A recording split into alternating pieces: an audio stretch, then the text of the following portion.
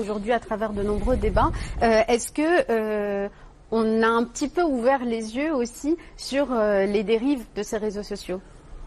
Oui, donc on est devant une dichotomie euphorie-dysphorie. Au départ, c'était en fait les réseaux sociaux, c'était pour des buts très fonctionnels. C'est le service public, c'est le pragmatisme dans la communication. Et même avec l'entrée dans cette ère postmoderniste qu'on appelle à juste titre liquide, il y a donc un flux d'informations, d'interactions trop important. Trop important, mais également liquide, à l'instar de Bauman. Donc, on est passé de sociétés postmodernistes à des sociétés liquides, liquid society. Donc, dans ces sociétés, l'information, il coule comme de l'eau. Donc, dans ce sens, il faut faire attention. Donc, il y a ce sentiment de dysphorie. Nous avons vécu, maintenant, on est en train de vivre avec l'Internet, un nouveau paradigme de valeurs qui verse dans la haine, la violence, le deep web, les groupes restreints, tout ce qu'on peut décrire comme étant négatif dans la société. Le web, c'est vraiment le côté un peu, le versant obscur de l'Internet. C'est tout ce qu'on refoulait avant dans des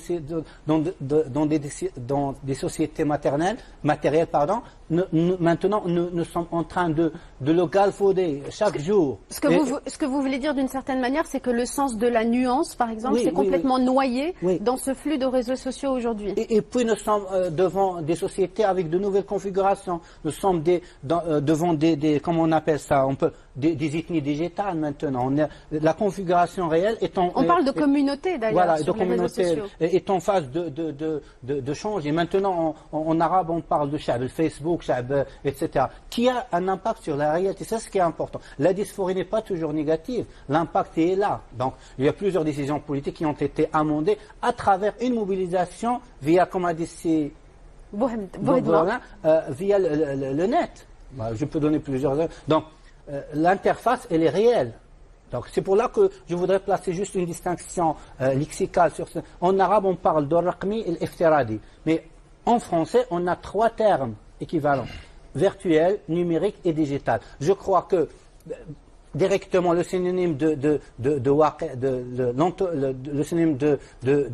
Iftiradi, c'est virtuel. Le synonyme de numérique, c'est Raqmi, et le digital reste en suspens. Je crois que ce qui nous importe dans cette émission, c'est de parler du digital. Absolument. Qui, pour moi, pour le redéfinir, c'est le côté soft du numérique, c'est anthropomorphisme du numérique.